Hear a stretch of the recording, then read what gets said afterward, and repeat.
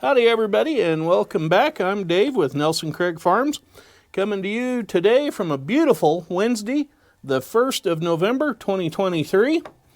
Now we're going to do a little tips and tricks video today. First one we've done for a while, so stay tuned.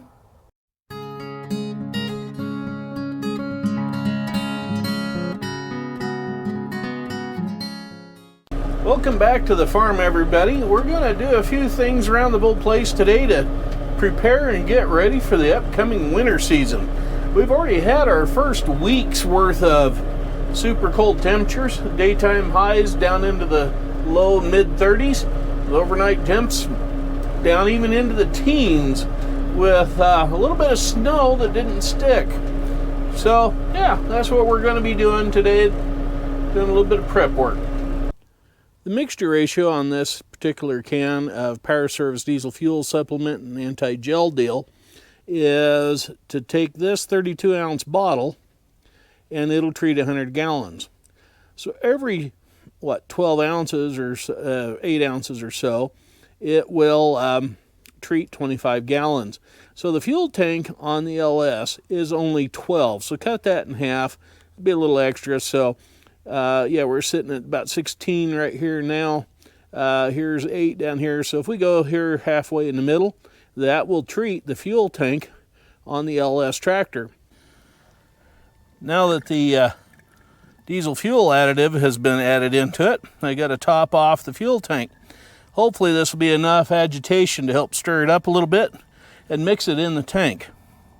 However, like most diesels, this one has an overflow on its fuel pump. So it means that the pump can be pumping more fuel, as much fuel as needed for the engine to run at full speed.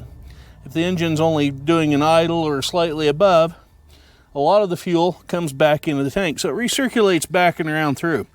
So yeah, that'll help stir up what I just added to it in the way of the additives. Before reinserting your fuel cap, make sure it's clean. We've got a little bit of dirt here on the inside of this one. So I'll get a cloth and wipe that out and make sure it's clean, because you don't want anything off of here getting back into your tank. Now that late fall and early winter is upon us, it's more imperative than ever to keep your fuel tanks full. I've touched on this on a couple occasions, but I'll touch on it again. If you have any air volume in your fuel tanks, whether it be in a fuel tank on a tractor or other piece of equipment, or even a storage tank, during the day when it warms up, the air inside that tank will warm up as well. When air warms, it expands. There's vents in the fuel tanks on everything.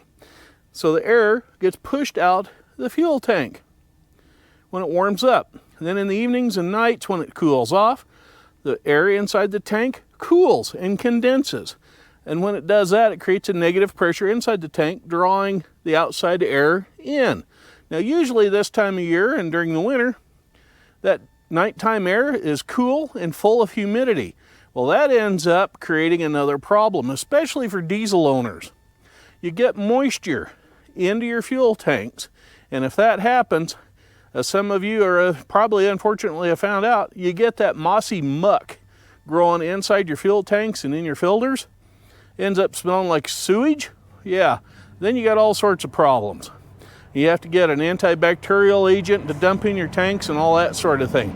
So if you can, folks, if you're going to do long-term storage, either run the tanks completely dry, run the carburetors on gas engines dry, and on diesels, keep the fuel tanks full. You can't run them dry or else you'll be repriming them and everything, but keep the fuel tank full. Maybe not quite that full, but yeah, full. Especially this time of year, it's very important to clean up any spills, drips, or other nasties. Yeah, that way if you do have an issue later on during the winter, it makes it easier to spot any problems. Now this could be a leaky fuel tank. It isn't.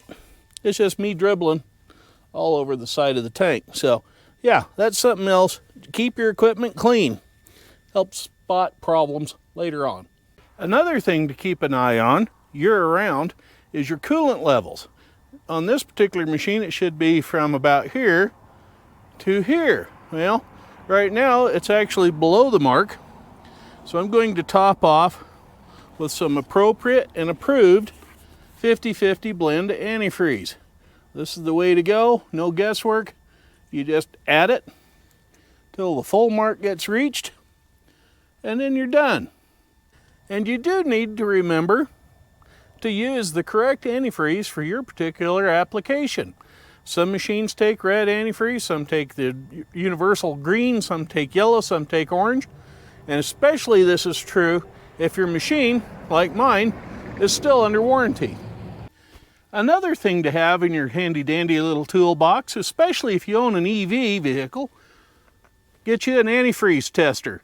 Yes, indeedy. They only cost a couple of bucks at the local auto parts store, and you can test the radiator in your car to see if your antifreeze is any good. Yeah, or if you need to add more of it. These things only cost a couple of bucks. They've got 5 floating balls inside of this tube, and depending on how many of those are floating, tells you what your antifreeze is good to. 1 ball floating is good to 12 degrees above zero in this one. 2 balls floating, minus 10. 3 balls floating, minus 26. And you go up to all 5 balls floating, you're good to 54 below zero.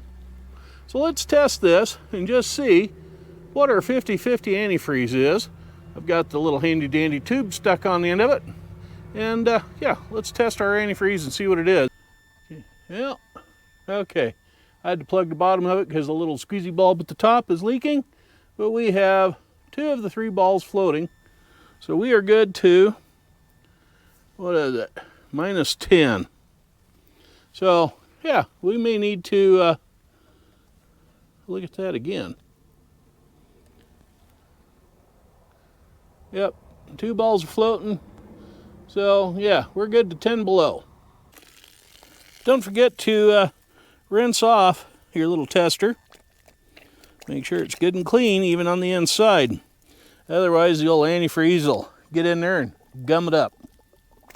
Now if you got a cheap antifreeze tester like I did, that was just a couple of bucks at the dollar bin there at the auto parts store, you may have to put a little silicone up around the bulb here. It just comes off. But make darn certain you don't turn this thing upside down, or you're going to lose all those little colored balls inside of there that make the thing work. So yeah, I'm going to have to put a little grease, like Vaseline or something in there to help create a seal to keep the suction in there that the bulb creates, keep those bulbs in suspension in the fluid, because this thing's just draining the fluid right back straight out of it. So yeah, sometimes you got to do a little bit of work on them, or you can buy one that's a little more expensive than this $2 one. Now a little something else to keep in mind while you're servicing your coolant or your antifreeze, depending on what time of year it is, because it does both jobs equally well, is you might want to keep 1 jug of full strength of whatever flavor of antifreeze you got to have for your particular vehicle. As in this case, I could add a little bit of full strength to this coolant just to help bump up the numbers a little bit for a little bit colder temperatures besides minus 10. Yeah, so I'm going to go to town, grab another jug of that antifreeze, it's 100%, and top this off, but I'm going to run the machine first. Doesn't matter if it's a tractor, car, pickup, or what. Run it first to make sure that it all gets blended together, and then you'll get a more accurate reading of actually what's going on in your radiator.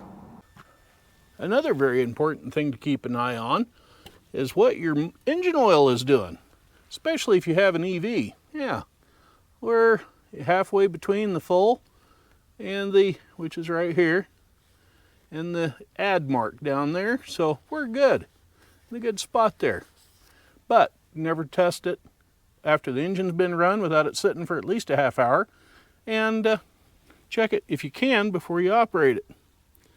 And always pull the dipstick out, wipe it off, and pull it out a second time to verify that's where your oil's at. Yep, about 2/3 the way up to the full mark. So that's good for right now.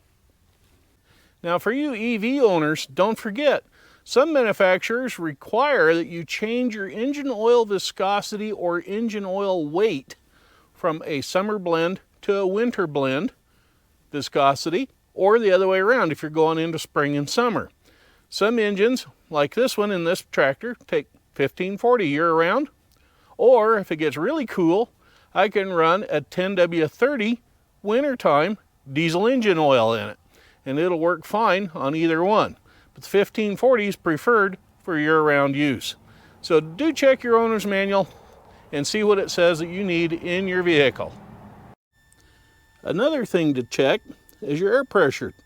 Get you a good quality air pressure gauge for whatever you're using. Like in a tractor, you use a low pressure one that is suitable for liquid filled tires, which these are not, but some tractors have calcium chloride in their tires to help add weight for the back end to keep the machine level when you're picking up something with a loader. Air pressure is like the fuel in your fuel tank. Cold weather, that air in there cools off, shrinks down, and it lowers your air pressure. You could run the risk of popping a tire off the bead of the rim if your pressure is too low. Same token, you don't want to put too much air in it, run it too high of air pressure, because in the summertime, when it warms up, that air will expand, might blow out the sidewall of your tire while you're traveling down the highway at 80 miles an hour. Or if you're an EV owner, it doesn't much care yet, just park that dang thing in the garage and leave it. One other thing I see homeowners or renters doing year after year, I see them every spring complaining because they have a water leak in their home and it's destroyed the ceiling in the basement or down the wall and it's causing mold and whatever. Folks, every fall, every winter, when you aren't going to be watering anything anymore, remove your hoses off of everything. Even if it's just something as simple as this, or a hose bib in your house. Year after year, I've heard people say, well, that shouldn't have froze because it shuts the water off way back inside the house. Well, yeah, it does, but if you don't remove your hose, that can leave water in that tube from the point where the shutoff part valve is of that tube that makes up your hose bib to the outer part where your garden hose screws onto. And if that thing splits when you get the water opened up in the spring and you go to water something, you're going to have water damage. So please, folks, remember to remove your garden hoses from anything that you attach them to on the side of your house or in your yard. Another thing to do, folks, is to remember to walk out your garden hoses. Now, this is a little bit of an exaggeration.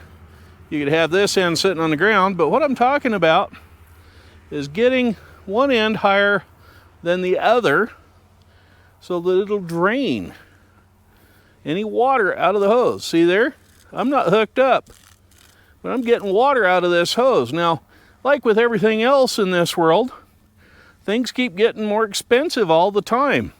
And even garden hoses are getting outrageously stupid in price. So you kind of want to take care of them. So, yeah, take a few minutes to do what I'm doing. Start at one end up high with the other end down low and just start walking the water out of your hose. Because if that water in there freezes in the hose, it'll swell up, crack the hose, and then you're going to have leaks. So, yeah, protect your investments, folks. Look at that draining out of there. Yeah. Well, that's going to do it for today's tips and tricks video. I hope there was some information in there that you all could use, find funny or humorous. And speaking of humor, let me leave you with one bad dad joke on this episode. What does sex and snow have in common? 1, you never know how much you're going to get.